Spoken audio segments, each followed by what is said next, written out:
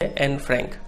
चलिए स्टार्ट करते हैं। सबसे पहले बिफोर यू रीड, तो इस इंट्रोडक्शन में काफ़ी काम का बात बताया गया है, जिसमें से आपको बहुत सारा चीज़ याद करके भी रखना है। तो स्टार्ट करते हैं।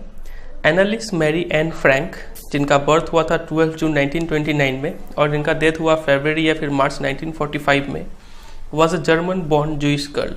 ठीक है, अब यहाँ से देखिए आपको क्या क्या चीज़ समझना है। सबसे पहले तो आप क्या कीजिए, इस डेट ऑफ बर्थ को याद कर लीजिए। ये बहुत बार रिपीट होने वाला है, याद कर लेंगे तो काफ़ी इजीली समझ में आएगा। 12 जून 1929। ठीक है, इनका डेथ हुआ 1945 में। तो आप क्या बता सकते हैं कि इनका उम्र क्या रहा होगा जब ये मरी होंगी? तो लगभग वो 15 साल की थी जब उनका डेथ हो गया। ठीक है, was a German born जीविश girl. Germany में इनका जन्म हुआ था और ये एक जीविश गर्ल थी। जीविश का मतलब होता है यहूदी, मतलब ये लोग जुडाइज्म रिलीजन को फॉलो करते हैं। ठीक है, तो ये एक जूइश गर्ल थी। Who wrote while in hiding with her family and her 4 friends in Amsterdam during the German occupation of the Netherlands in world war 2। अब यहाँ पे बहुत सारा बात बताया गया है। सबसे पहले वर्ल्ड वॉर 2 जो कि हुआ था 1939 से लेकर 1945 के बीच में। तो उस समय में जर्मनी में नाजी पार्टी पावर में आ चुकी थी। ठीक है, और ये नाजी पार्टी का जो व्यू पॉइंट था वो अगेंस्ट द जूइश पीपल था। ठीक है, ये लोग जूइश पीपल को हेट करते थे। तो उस समय जो राइटर है हमारी एन फ्रैंक और उनकी फैमिली, चूंकि ये लोग जूइश पीपल थे, ये लोग क्या किए कि जर्मनी छोड़ के कहाँ आ गए, नीदरलैंड्स आ गए, ताकि नाजी से बच पाए यहाँ पे। ठीक है, अब बाद में क्या हुआ कि जर्मनी लोग अपना कब्जा बाकी यूरोपियन कंट्री में भी करना स्टार्ट कर दिए। तो वो लोग नीदरलैंड पर भी अपना कब्जा करने के लिए आ गए। तो ये लोग को क्या हुआ, अब ये लोग को हाइड करना पड़ गया। ठीक है, छिपना पड़ गया, क्योंकि अब यहाँ पे भी नहीं बचेंगे। तो ये लोग कौन कौन छिप गए? With her family and 4 friends. तो राइटर अपने पूरे परिवार के साथ, अभी देखेंगे कि उनके फैमिली में कौन कौन थे, और इनके 4 दोस्त, ये सब लोग कहाँ चले गए? हाइडिंग में चले गए। और कौन सी जगह में छिपे हुए थे ये लोग? एम्स्टरडैम में। एम्स्टरडैम नीदरलैंड्स का कैपिटल है। इतना समझे? चलिए आगे देखते हैं, थोड़ा और क्लियर होगा। Her family had moved to Amsterdam after the Nazis gained power in Germany but were trapped when the Nazi occupation extended into the Netherlands. वो यहाँ पे लिखा गया है कि इनका जो फैमिली था वो एम्स्टरडैम कब गया था? जब नाजीज पावर में आ चुके थे जर्मनी में। समझ में आई ये बात? But were trapped when the Nazi occupation extended into the Netherlands. जब नाजी लोगों ने नीदरलैंड्स पे भी अपना कब्जा करना स्टार्ट कर दिया, तब ये लोग फंस के रह गए। ठीक है, इसीलिए इन्हें एम्स्टरडैम में छिपना पड़ा। समझ रहे बात को? As persecutions against the Jewish population increased, the family went into hiding in July 1942। तो परसिक्यूशंस का मतलब होता है अत्याचार। तो जैसे जैसे ज्यूइश पॉपुलेशन के ऊपर अत्याचार बढ़ता चला गया, एन फ्रैंक का जो फैमिली है उस फैमिली को हाइडिंग में जाना पड़ गया। और ये लोग हाइडिंग में कब गए थे? इन जुलाई 1942। तो ये भी आपको पता होना चाहिए। और कहाँ पे ये लोग छिपे थे? In hidden rooms of our father Otto Frank's office building.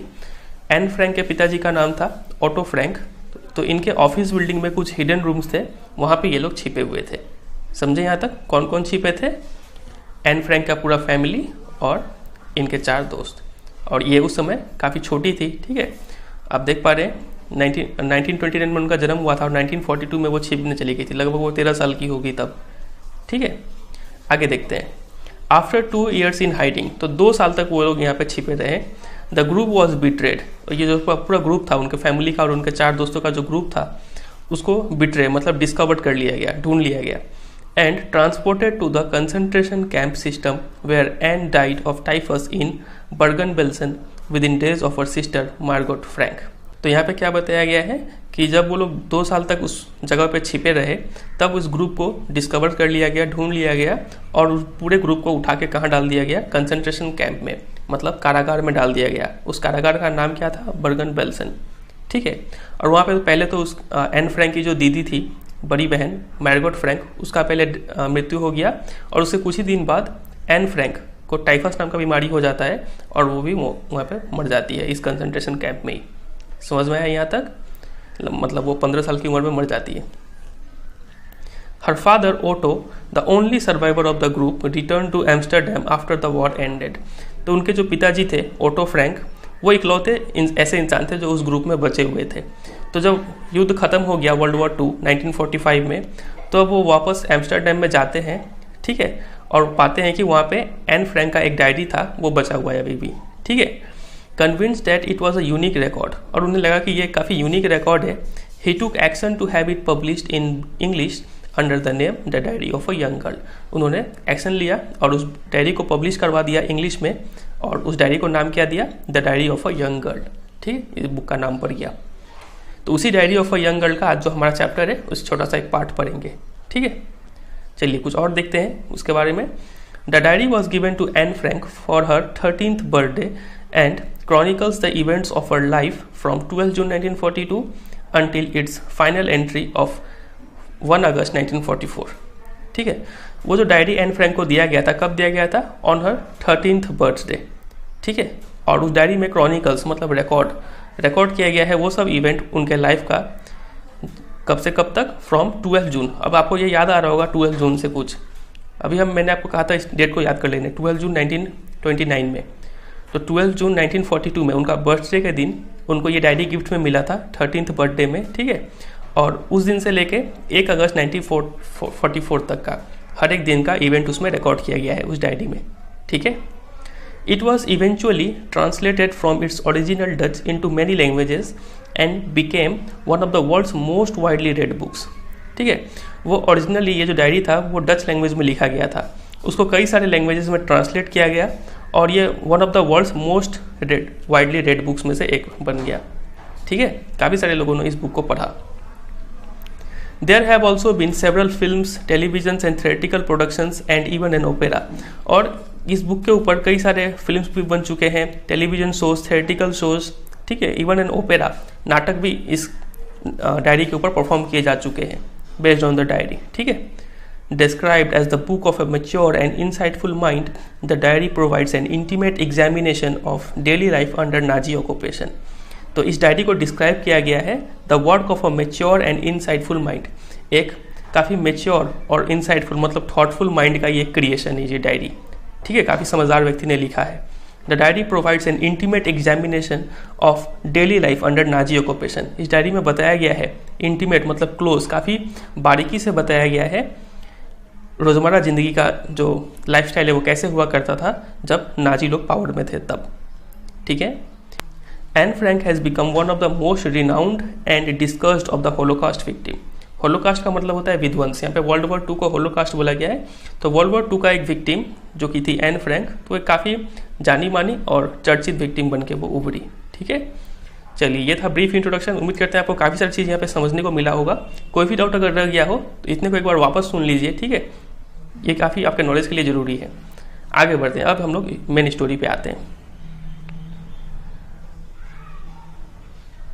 चलिए स्टार्ट करते हैं। Writing in a diary is a really strange experience for someone like me. तो राइटर एन फ्रैंक बोलती हैं कि एक डायरी में लिखना एक काफ़ी स्ट्रेंज एक्सपीरियंस है, अजीब सा एक्सपीरियंस है मेरे जैसे लोगों के लिए। ठीक है, अब ये एग्जाम में आपसे कई बार पूछा जा चुका है कि ये राइटर के लिए स्ट्रेंज एक्सपीरियंस क्यों था, तो इसका रीज़न अब बताया गया है। Not only because I have never written anything before, but also because it seems to me that later on, neither I nor anyone else will be interested in the musings of a 13-year-old schoolgirl। तो काफ़ी लंबा sentence है, इसमें लिखा गया है कि ये स्ट्रेंज एक्सपीरियंस इसलिए है क्योंकि सबसे पहला बात तो मैंने आज तक अपने लाइफ में डायरी नहीं लिखा है, कुछ भी नहीं लिखा है। ठीक है, तो पहला रीज़न तो ये रहा, मैंने कुछ नहीं लिखा है आज तक अपने लाइफ में, उसीलिए मेरे लिए ये डायरी राइटिंग एक स्ट्रेंज एक्सपीरियंस है।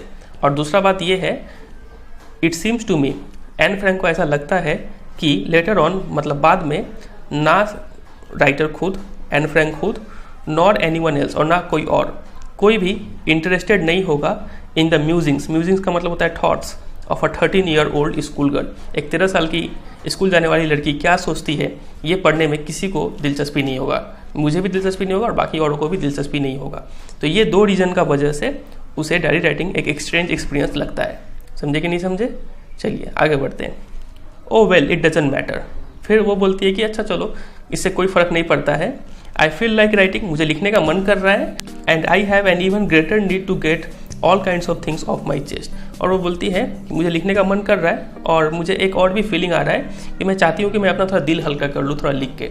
ऐसा होता है कि जब हम अपने क्लोज फ्रेंड के साथ जब कुछ बात शेयर करते हैं, कोई भी टेंशन हो वो जब शेयर करते हैं तो हमारा थोड़ा मन हल्का हो जाता है। तो राइटर भी अभी क्या करना चाह रही है, कुछ लिख के अपना मन हल्का करना चाह रही है। ठीक है, यहाँ पे जो लिखा हुआ है to get all kinds of things off my chest, इसका मतलब होता है अपना मन हल्का करना। ठीक है, कोई बात शेयर करके, तो वो अपना बात डायरी में शेयर करने वाली है, उससे उनका मन हल्का हो जाएगा।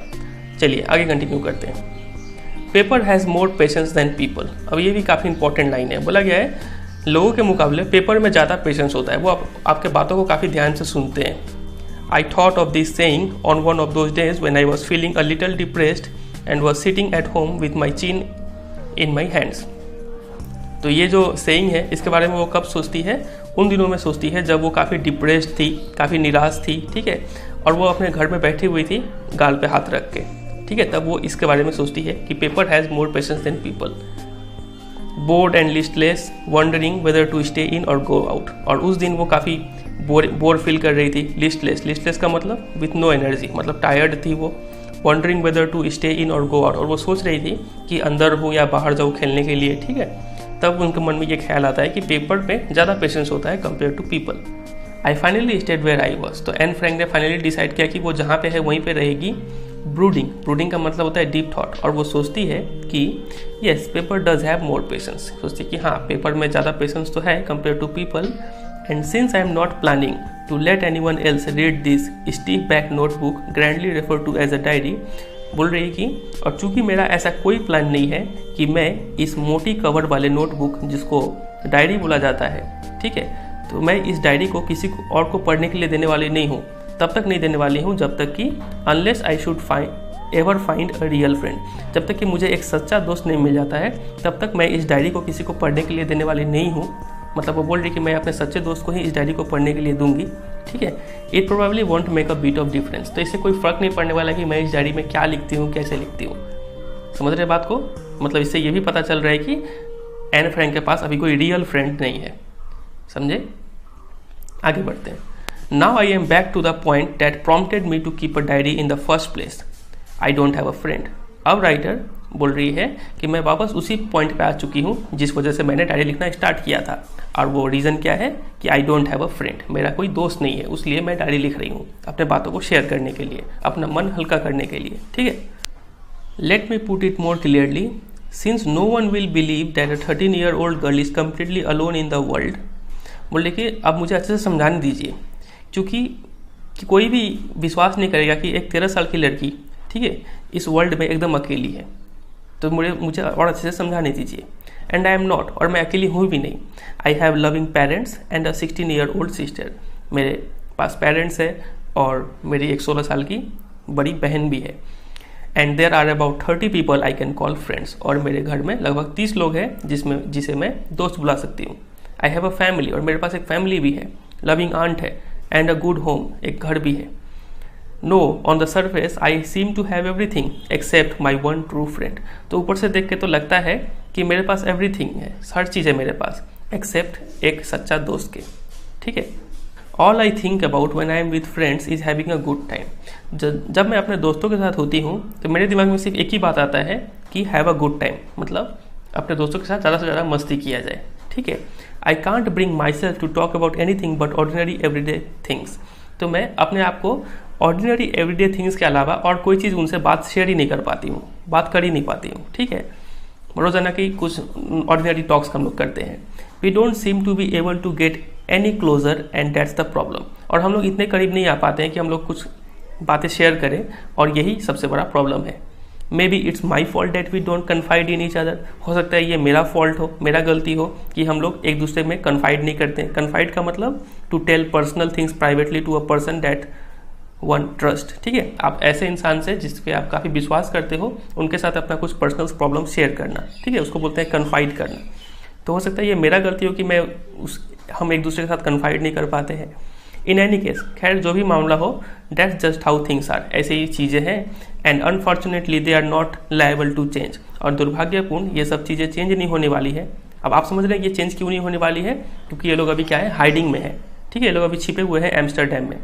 उनके जो पिताजी थे ओटो फ्रैंक्स, उनके ऑफिस बिल्डिंग में कुछ हिडन रूम्स था, वहाँ पे ये लोग छिपे हुए हैं, और अभी नया दोस्त बनाना तो मुश्किल है, ठीक है। तो इसलिए यहाँ पे लिखा गया कि they are not liable to change. This is why I have started the diary. और यही रीज़न है कि मैंने डायरी लिखना स्टार्ट किया, ठीक है। तो डायरी लिखने का मेन रीज़न क्या है इनके पास, कि इनके पास एक रियल फ्रेंड नहीं है जिनके साथ ये अपने पर्सनल थॉट्स को शेयर कर पाए। समझ रहे हैं बात का गहराई को? चलिए आगे बढ़ते हैं। To enhance the image of this long-awaited friend in my imagination, I don't want to jot down the facts in this diary the way most people would do. बोला है कि तो मैं इस लॉन्ग अवेटेड फ्रेंड को किसको बोला गया है, डायरी को बोला गया है, ठीक है। तो उस डायरी को अपने इमेजिनेशन में वो एक फ्रेंड के रूप में मान ली है, वो फ्रेंड जिसका एन फ्रैंक को काफ़ी दिनों से इंतजार था, ठीक है। तो उस डायरी का इमेज को बढ़ाने के लिए, ठीक है, ज़्यादा इंपॉर्टेंस देने के लिए वो बोलती है कि I don't want to jot down the facts in this diary the way most people would do. तो मैं ऐसा नहीं करूँगा कि मैं इसमें सिर्फ फैक्ट्स को नोट करते जाऊँगी कि मैंने आज दिन में ये किया, ये काम किया, वो काम किया, जैसे बाकी लोग करते हैं। मैं वैसा नहीं करने वाली हूँ। वो क्या करने वाली है, but I want the diary to be my friend. मैं चाहती हूँ कि ये डायरी मेरा फ्रेंड बने। And I am going to call this friend Kitty. और मैं इस फ्रेंड का स्पेशल नाम भी दूंगी। वो नाम क्या होगा, किटी होगा, ठीक है। आगे देखते हैं आगे क्या लिखा हुआ है। Since no one would understand a word of my stories to Kitty if I were to plunge right in, I would better provide a brief sketch of my life much as I dislike doing so. तो Anne Frank बोल रही है कि अगर मैं अभी direct लिखना start कर दूँ, प्लंज राइट इन का मतलब एकदम फैक्ट्स लिखना स्टार्ट कर दूँ, तो क्या होगा कि कोई भी एक शब्द भी समझ नहीं पाएगा मेरे वो सब बातों को जो मैं किटी से कह रही हूँ। आई would better provide a brief sketch of my life. तो अच्छा होगा कि मैं क्या करूँ, अपने लाइफ का एक छोटा सा स्केच प्रोवाइड करूँ, मैं अपने बारे में कुछ बातें बताऊँ। Much as I dislike doing so, भले ही मुझे कितना भी पसंद ना हो अपने बारे में बताना, लेकिन मुझे ये बताना होगा ताकि लोग मेरे स्टोरीज को अच्छे से समझ पाए, ठीक है, जब बाद में वो मेरे डायरी को पढ़े। तो वो लिखती है कि my father the most adorable father I have ever seen didn't marry my mother until he was 36 and she was 25। लेकिन मेरे पिताजी, सबसे प्यारे पिताजी जो मैंने आज तक देखा है अपनी लाइफ में, didn't marry my mother until he was 36। वो मेरी माँ से तब तक शादी नहीं की जब तक वो 36 साल के ना हो गए। एंड शी वॉज 25, और मेरी माँ तब 25 साल की थी। समझ रहे? अब ये देखिए लोग को बोलने का तरीका कैसा होता है। अगर हम लोग होते तो यहाँ पे सिंपल सा बोलते कि मेरे पिताजी ने 36 साल की उम्र में शादी किया। और ये कैसे बोल रही है, ये बोल रही है कि मेरे पिताजी ने तब तक मेरी माँ से शादी नहीं किया जब तक कि वो 36 साल के ना हो गए। तो ये लोग ऐसे ही बात करते हैं, ठीक है। माई सिस्टर, तो उनके फैमिली में भी दो लोग पता चला, पहले तो उसके पिताजी और उसकी मम्मी, जो कि होना ही था। आगे देखते हैं। My sister Margot was born in Frankfurt in Germany in 1926। उनकी बड़ी बहन मार्गट, उनका जन्म हुआ था फ्रैंकफर्ट में, जर्मनी में, ठीक है, 1926 में। और राइटर का जन्म कब हुआ था बोलिए, एन फ्रैंक का? उनका जन्म हुआ था 12 जून 1929 में, ठीक है। I lived in Frankfurt until I was 4। तो राइट, एन फ्रैंक फ्रैंकफर्ट में तब तक रही जब तक कि वो 4 साल की ना हो गई, ठीक है। माई फादर एमिग्रेटेड टू हॉलैंड इन 1933। और उनके पिताजी हॉलैंड में चले गए। एमिग्रेट का मतलब होता है एक कंट्री छोड़ के दूसरे कंट्री में जाना, ठीक है। तो उनके पिताजी हॉलैंड चले गए 1933 में। My mother Edith Hollander Frank went with him to Holland in September. और मेरी माँ भी सितंबर के महीने में उनके साथ हॉलैंड चली गई, ठीक है। उनकी माँ का ये नाम था। While Margot and I were sent to Aachen to stay with my our grandmother. और मेरी बहन जिसका नाम था मार्गट और मैं कहाँ भेजे गए, हम लोग एकेन चले गए अपनी दादी के साथ रहने के लिए। समझे यहाँ तक? मार्गट वेंट टू हॉलैंड इन दिसंबर। फिर बाद में मार्गट भी हॉलैंड चली गई दिसंबर के महीने में। एंड आई फॉलोड इन फरवरी, और मैं फरवरी में गई हॉलैंड में, ठीक है। When I was plunked down on the table as a birthday present for Margot. तो मानो कि क्या हुआ उस समय, फरवरी के महीने में उनकी बड़ी दीदी जो थी जिसका नाम था मार्गट, उसका बर्थडे था। तो बर्थडे के दिन मानो मुझे पटक दिया गया हो टेबल पे as a birthday gift for Margot, ठीक है। प्लंग डाउन का मतलब होता है put down in a casual है। मुझे टेबल पर रख दिया गया मानो कि मैं एक गिफ्ट हूँ मेरी बड़ी बहन के लिए, इस तरीके से। चलिए आगे देखते हैं। I started right away at the Montessori nursery school. तो हॉलैंड में जाके उन्होंने इस स्कूल में, मॉन्टेसरी नर्सरी स्कूल में पढ़ना स्टार्ट कर दिया। I stayed there until I was 6। वो वहाँ पे तब तक रही जब तक कि वो 6 साल की ना हो गई हो, ठीक है। Eight which time I started in the first form. और तब जब वो 6 साल की हो गई तब वो फर्स्ट फॉर्म मतलब फर्स्ट क्लास में वो गई। In the 6th form my teacher was Mrs Kuperus the headmistress. और जब वो क्लास 6 में चली गई तब उनकी टीचर थी मिसिस क्यूपेरस, और वो हेड मिस्ट्रेस थी उस स्कूल के, ठीक है। At the end of the year we were both in tears as we said a heart breaking farewell. और जब ईयर का एंड हुआ तब हम दोनों जब विदा हो रहे थे, फेयरवेल ले रहे थे, तब हम दोनों के आंखों में आंसू था। मतलब दोनों में काफ़ी अटैचमेंट हो गया था, एन फ्रैंक में और उनकी टीचर में जिनका नाम था मिसिस क्यूपेरस में। In the summer of 1941, Grandma fell ill and had to have an operation, so my birthday passed without little celebration. तो 1941 के समर में उनकी दादी जो थी वो बीमार पड़ गई और उन्हें एक ऑपरेशन कराना पड़ा, ठीक है। उसीलिए एन फ्रैंक का जो बर्थडे था वो लिटिल सेलिब्रेशन, बहुत कम सेलिब्रेशन के साथ मनाया गया। ग्रैंडमा डाइड इन जनवरी 1942 और अगले साल जनवरी के महीने में 1942 में ग्रैंडमा का मौत हो जाता है। No one knows how often I think of her and still love her. किसी को ये बात पता नहीं है कि मैं अपने दादी को कितना याद करती हूँ और कितना उनसे प्यार करती हूँ। This birthday celebration in 1942 was intended to make up for the other. और 1942 में जो राइटर का बर्थडे सेलिब्रेशन किया गया वो इस तरीके से किया गया कि 1941 वाला जो लिटिल सेलिब्रेशन था वो मेकअप हो जाए, ठीक है। मतलब इतना धूमधाम से मनाया गया 1942 में। And grandma's candle was lit along with the rest. और बाकी सारे कैंडल के साथ साथ ग्रैंडमा के लिए भी एक कैंडल जलाया गया था। The 4 of us are still doing well. और हम 4 लोग आज भी अच्छे से जी रहे हैं। कौन 4 लोग हैं? एक तो पेरेंट्स हो गए एन फ्रैंक के, मम्मी पापा, और एक उनकी दीदी, और एक वो खुद, ठीक है। तो हम 4 लोग अभी भी अच्छे से जीवन बिता रहे हैं। And that brings me to the present date of 20 June 1942। और इसी के साथ मैं अपने प्रेजेंट डेट में आ गई हूँ जो कि है 20 जून 1942 में, and the solemn dedication of my diary. और आज ही के दिन से मैं सोलेम मतलब होता है सिंसियर, डायरी को सिंसियरली सभी बात शेयर करूंगी, ठीक है, सभी बात उसमें लिखूंगी। तो समझ रहे हैं? तो इतना देर में उन्होंने क्या बताया, अपना ब्रीफ स्केच बताया जैसे कि उन्होंने पहले बताया था।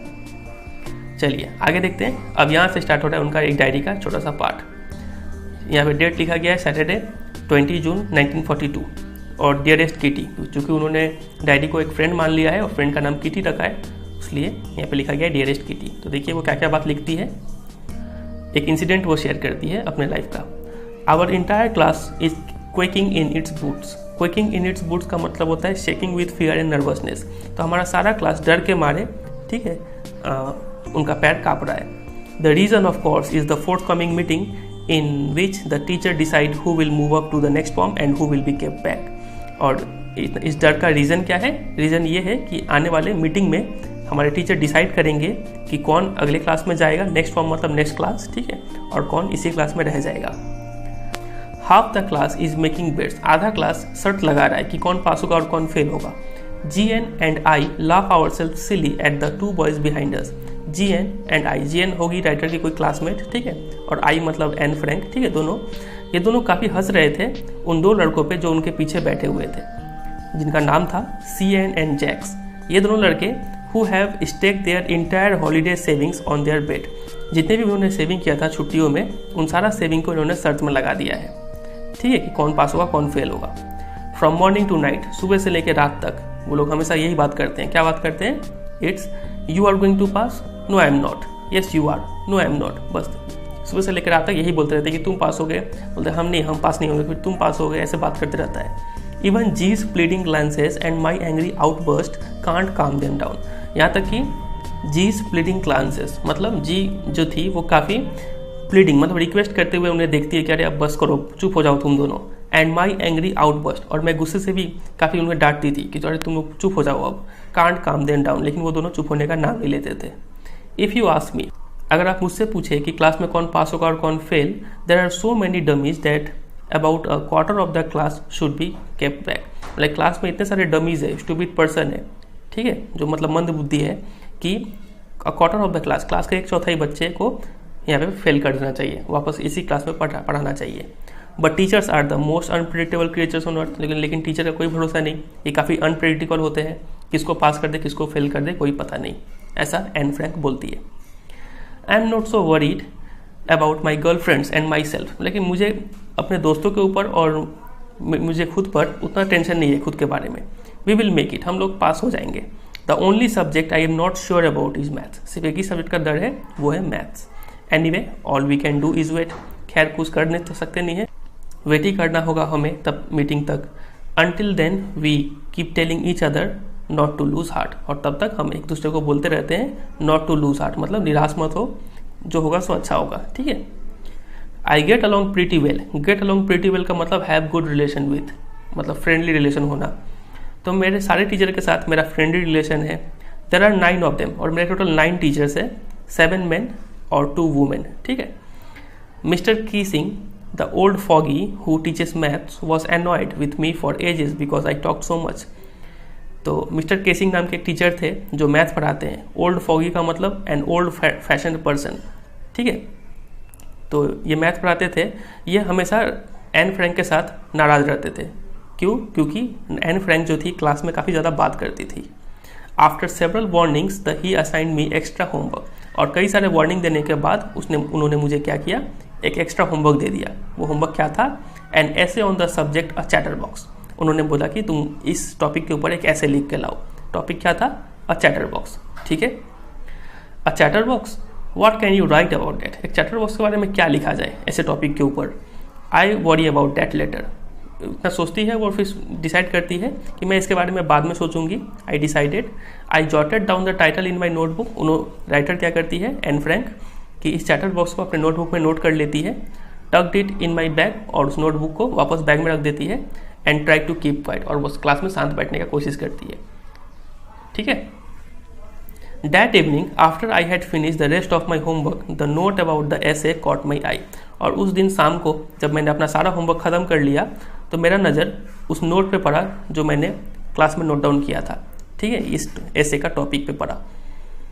आई began thinking about the subject while chewing the tip of my fountain pen. और मैंने इस सब्जेक्ट मतलब चैटर बॉक्स के बारे में सोचना स्टार्ट कर दिया, और सोचते सोचते मैं अपने फाउंटेन पेन का जो टिप था वो अपने मुंह में डाली हुई थी। Anyone could ramble on and leave big spaces between the words, but the trick was to come up with convincing arguments to prove the necessity of talking. मतलब कि कोई भी बच्चा क्या कर सकता है, रैम्बल ऑन का मतलब होता है टॉक और राइट एमलेसली फॉर लॉन्ग, मतलब बिना पॉइंट का बहुत बड़ा कुछ लिख देना, ठीक है।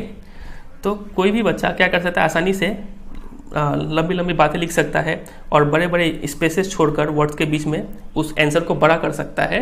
लेकिन the trick was to come up with convincing arguments. असली राइटिंग तो वो होगा जब आप उसमें क्या दो, कन्विंसिंग आर्गूमेंट्स दो। कन्विंसिंग आर्गूमेंट का मतलब होता है a statement made in such a manner that people believe in. ऐसे स्टेटमेंट लिखो जो लोग विश्वास करने पर मजबूर हो जाए, ठीक है। जब आप ऐसे कन्विंसिंग आर्गूमेंट देते हैं तब सही मायने में प्रूव होगा द नेसेसिटी ऑफ टॉकिंग। अब देखिए एन फ्रैंक जो है वो अभी भी हार मानने वाली नहीं है। वो ऐसे इस तरीके से लिख रही है ताकि अपने आप को सही साबित कर पाए, ठीक है। वो ऐसे में ये लिखना चाह रही है कि बात करना क्यों जरूरी है। समझ रहे बात का गहराई? चलिए आगे देखते हैं। I thought and suddenly I had an idea. तो वो सोचती है और उसके दिमाग में एक आइडिया आता है। I wrote 3 pages Mr Keesing had assigned me. उन्होंने 3 पेजेस का ऐसे लिखा। एंड वॉज सेटिस्फाइड, और वो काफ़ी संतुष्ट भी हुई। I argued that talking is a student's trait. उन्होंने ऐसे में लिखा, आर्ग्यू किया कि बात करना एक स्टूडेंट का ट्रेट है। ट्रेट मतलब कैरेक्टरिस्टिक फीचर, ठीक है। इस ट्रेट के बारे में हम लोग डिटेल में साइंस में भी पढ़ने वाले हैं, ठीक है, हेरिडिटी वाले चैप्टर में। तो वो बोलती है कि बात करना एक स्टूडेंट का कैरेक्टरिस्टिक है, and that I would do my best to keep it under control. और चूंकि बात करना एक स्टूडेंट का कैरेक्टरिस्टिक है तो मैं ज़्यादा से ज़्यादा क्या कर सकती हूँ कि मैं उसे कंट्रोल कर सकती हूँ, ठीक है। मैं अपना बेस्ट दूंगी उसे कंट्रोल में रखने का। But that I would never be able to cure myself of the habit since my mother talked as much as I did if not more. बोलता है कि लेकिन मैं कंट्रोल ट्राई कर सकती हूँ उसे कंट्रोल करने का, लेकिन मैं उसे कभी क्योर नहीं कर सकती हूँ, क्योंकि चूंकि मेरी माँ भी बहुत ज़्यादा बात करती थी, ठीक है, मेरे जैसे ही बात करती थी, अगर मेरे से ज़्यादा नहीं तो, ठीक है। और and that's there is not much you can do about inherited traits. और ये जो मेरा बात करने का जो क्वालिटी है, कैरेक्टरिस्टिक है, ये बात करने का कैरेक्टरिस्टिक मुझे इनहेरिटेड हुआ है। इनहेरिटेड मतलब पेरेंट, अगर कोई क्वालिटी अपने पेरेंट्स से अपने बच्चों में पास होता है तो उस क्वालिटी को हम लोग बोलते हैं इनहेरिटेड ट्रेट, ठीक है। इसके बारे में डिटेल में हम लोग साइंस में पढ़ेंगे। तो चूंकि बात करना एक इनहेरिटेड ट्रेट है और इसीलिए मैं इसे क्योर नहीं कर सकती हूँ, ये जा नहीं सकता है मेरे अंदर से। मैं ज़्यादा से ज़्यादा क्या कर सकती हूँ, मैं उसे अंडर कंट्रोल कर सकती हूँ। मैं कम बात करने की कोशिश करूँगी लेकिन बात करना बंद तो नहीं हो सकता है मुझसे, ऐसा वो बोलती है। तो वो साइंटिफिक रीजन देके अपने आप को सही साबित करना चाहती है, ठीक है। Mister Keesing had a good laugh at my arguments. तो उनका एन फ्रैंक का ऐसे पढ़ के जो टीचर थे मिस्टर केसिंग, वो काफ़ी जोर से हंस पड़ते हैं। But when I proceeded to talk my way through the next lesson he assigned me a second essay. लेकिन जब मैं उनकी नेक्स्ट लेसन में भी बात करना जारी रखी तो उन्होंने मुझे एक दूसरा ऐसे दिया लिखने के लिए। This time it was suppose to be on an incorrigible chatterbox. और इस बार ऐसे का टॉपिक था एन इनकॉरिजिबल चैटरबॉक्स। इनकॉरिजिबल मतलब ऐसा इंसान जिसको सुधारा ना जा सके, a person that can not be corrected. ठीक है, तो ये था topic. I handed it in, तो एन फ्रैंक ने इसके ऊपर भी ऐसे लिखा और उसे सबमिट कर दिया। And Mr Keesing had nothing to complain about for 2 whole lessons, और ये ऐसे पढ़ने के बाद मिस्टर केसिंग ने अगले 2 लेसन तक कुछ भी कंप्लेन नहीं किया। However during the 3rd lesson he had finally had enough, लेकिन तीसरे लेसन में उनका बर्दाश्त करने का सीमा पार हो गया। उन्होंने कहा, Anne Frank as a punishment for talking in class write an essay entitled quack quack quack said Mister Chatterbox. वो बोलते हैं कि एन फ्रैंक, चूंकि तुमने क्लास में बहुत ज़्यादा बात किया है, इसलिए तुम्हें पनिशमेंट के रूप में एक ऐसे लिखना होगा जिसका टाइटल है quack quack quack said Mister chatterbox. ठीक है, ये इस टॉपिक के ऊपर ऐसे लिखना होगा। तो ये आप डायग्राम में भी देख पा रहे हैं, ये है मिस्टर केसिंग और ये है हमारी एन फ्रैंक।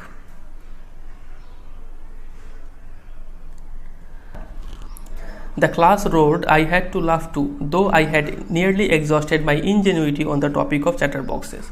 और ये जो टॉपिक था, ऐसे का topic, quack quack quack said Mister chatterbox, ये टॉपिक सुनकर सारा क्लास जोर जोर से हंसना शुरू कर दिया। ठीक है, I had to laugh too, और मुझे भी हंसना पड़ा।